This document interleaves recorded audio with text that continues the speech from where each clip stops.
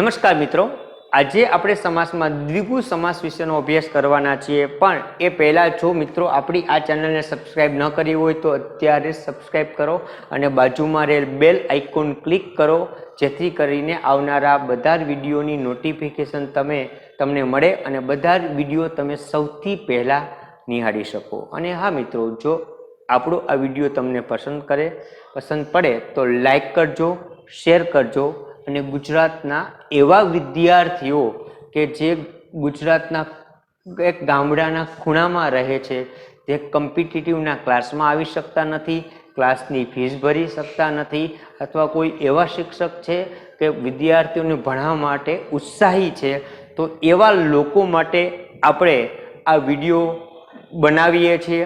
તો મિત્રો, શક્ય હોય એટલો આ તમારા મિત્રોમાં, તમારા ગ્રુપમાં આ વિડીયો પસંદ પડે તો ચોક્કસ શેર કરજો અને કાંઈ જરૂરી સૂચનો હોય તો કોમેન્ટ્સ અવશ્ય કરજો. જોઈએ આપણે દ્વિગુ સમાસ. દ્વિગુ સમાસમાં બે વસ્તુ ખાસ યાદ રાખવાની છે. પૂર્વપદ એટલે પ્રથમ પદમાં સંખ્યા હોય ને હોય, ફક્ત સંખ્યા હોય તો એને દ્વિગુ માની લેવાનું નહીં. હા, શા માટે આગળ આપણે જોશું. અને વિગ્રહ કરો ત્યારે અંતે સમૂહ શબ્દ આવે. દ્વિદલ તો બે દળનો સમૂહ, ત્રિકાળ ત્રણ કાળનો સમૂહ, ત્રિદેવ ત્રણ દેવોનો સમૂહ, ત્રિભુવન ત્રણ ભુવનોનો સમૂહ, ત્રિનેત્ર ત્રણ નેત્રનો સમૂહ ન થાય. જેને ત્રણ નેત્ર છે ત્યાં તે બહુવ્રીહી સમાસ થઈ જશે.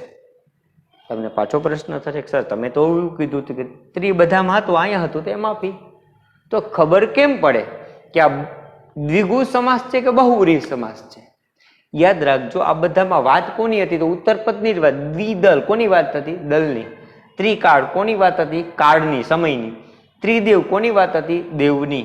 ત્રિભુવન કોની વાત હતી? ભુવનની. ત્રિનેત્ર અને નેત્રની વાત નથી, ભગવાન શંકરની વાત છે. એટલા માટે, કારણ કે બહુવ્રીહી સમાસ અન્ય પદ પ્રધાન સમાસ જે આપણે પહેલા વિડીયોમાં સમાસમાં જોઈ લીધું, એમાં જોયું આપણે. એટલે અન્યની વાત હોય, ઉત્તર પદ કે પૂર્વ પદની વાત ના હોય, ભલે એમાં સંખ્યા આપેલી હોય અને અન્યની વાત હોય, તો બહુવ્રીહી સમાસ થશે. અને ઉત્તર પદ પ્રથમ પદમાં સંખ્યા હોય, ઉત્તર પદની જ વાત હોય, તો એ દ્વિગુ સમાસ થશે. ઓકે, આગળ જોઈએ. ચોમાસું ચાર માસનો સમૂહ, પંજાબ પાંચ અંબનો સમૂહ, અંબ એટલે પાણી થશે.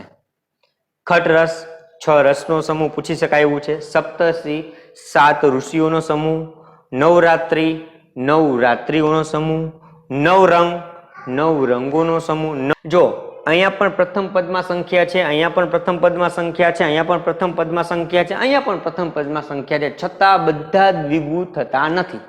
તો કઈ રીતે ડિફરન્ટ પાડવો એની આપણે વાત કરીએ. સૌથી પહેલા દ્વંદ્વ સમાસની હું તમને વાત કરું તો દ્વંદ્વ સમાસમાં પ્રથમ પદમાં સંખ્યા હોય ને, તો બીજા પદમાં એટલે કે પૂર્વ પદ અને ઉત્તર પદ બંનેમાં સંખ્યા હોય. જો 2 3 3 4 4 5 5 6 6 7 7 8 8 10 9 10 10 12 કોઈ બી આવે, 2 કે 3 10 કે 12 7 કે 8, આ રીતે કયો થશે? વૈકલ્પિક દ્વંદ્વ સમાસ. દ્વંદ્વમાં આપણે ભણી ગયા છીએ. દ્વિગુ દ્વિદલ બે દલનો સમૂહ, ત્રિકાળ ત્રણ કાળનો સમૂહ, ત્રિદેવ ત્રણ દેવનો સમૂહ, ચોમાસું ચાર માસનો સમૂહ, પંચવટી પાંચ વડલાનો સમૂહ, પંચામૃત પાંચ અમૃતોનો સમૂહ, ખટરસ છ રસનો સમૂહ, સપ્તર્ષિ સાત ઋષિઓનો સમૂહ, અઠવાડિયું 7 દિવસનું સમૂહ, નવરસ નવ રસનો સમૂહ, નવરંગ નવ રંગનો સમૂહ. પણ અહીંયા સપ્ત નવ દેખાય છે, સંખ્યા નથી. ભલે તમને સંખ્યા જેવા લાગતા હોય. સત્સંગ, સત એટલે સાતના અર્થમાં નથી, સાચાના અર્થમાં છે. સાચો સંગ. સતયુગ તો અહીંયા સાતની વાત નથી, સત્યનો યુગ એ અર્થમાં છે. નવજાત, હવે અહીંયા નવ છે તો એ 9 ના અર્થમાં નથી, એ બધા નવાના અર્થમાં છે. નવજાત તો નવું જન્મેલું, નવ પલ્લવ નવ પલ્લવિત, નવ વધુ, નવયુગ, નવ ઉદય, નવ જાગૃતિ એટલે નવી જાગૃતિ, નવ ભારત નવું ભારત, નવજીવન નવું જીવન, નવ તરંગ નવો તરંગ. આનો બધાનો નવનો અર્થ નવીનના અર્થમાં, નવાના અર્થમાં છે, 9ના અર્થમાં નથી. અને અહીંયા સતનો અર્થ 7ના અર્થમાં નથી, સત્યના અર્થમાં છે. એટલે આ કન્ફ્યુઝ તમે થાવ એવા છો, પણ આ બધા કર્મધારય આવશે. અને છેલ્લે આપેલ છે જે સંખ્યાના અર્થમાં, પણ વાત અન્યની છે એટલે દ્વિગુ નથી થતા, એ બહુવ્રીહી થાય છે. ત્રિનેત્ર હમણાં જ વાત કરી, એ નેત્રની વાત નથી, શંકરની વાત છે. જેને 3 નેત્ર છે તે ચતુર્મુખી, એટલે અહીંયા 4 મુખની વાત નહીં, જેને 4 મુખ છે તે ચતુર્ભુજ, ભગવાન વિષ્ણુની વાત છે. જેને 4 ભુજા છે તે સત્સંગી, અહીં સત્સંગ હતું, સત્સંગી જેનામાં અથવા જેનામાં સાચો સંગ છે તે. નવરંગી જેમાં 9 રંગ છે તે. દશાનન જેને 10 આનંદ છે, આનંદ એટલે મુખ, આનંદ છે તે. એટલે યાદ રાખજો મિત્રો, આ જેટલા તમને દેખાઈ રહ્યા છે આ મોસ્ટ આઈએમપી છે. આમાંથી દશાનન છે, હમણાં ટાટની પરીક્ષામાં પૂછાઈ ગયેલો પ્રશ્ન છે. ત્રિનેત્ર પણ પૂછાઈ ગયેલો છે, અને ઓપ્શનમાં દ્વિગુ હોય ને હોય જ. એટલે મિત્રો આ ભૂલ તમારી ફરીથી ન પડે, ખાસ ધ્યાન રાખજો. અને આટલા છે, સ્ક્રીનશોટ પણ તમે પાડી શકશો, કારણ કે આ પરીક્ષામાં પૂછાય એવા મોસ્ટ આઈએમપી છે. અને સૌથી વધારે ભૂલ પડે તો અહીંયા પડે એમ છે. તો મિત્રો આ વાત હતી આપણે દ્વિગુની. નેક્સ્ટ લેક્ચરમાં આપણે કર્મધારય સમાસ જોશું. ત્યાં સુધી જય હિન્દ, જય ભારત.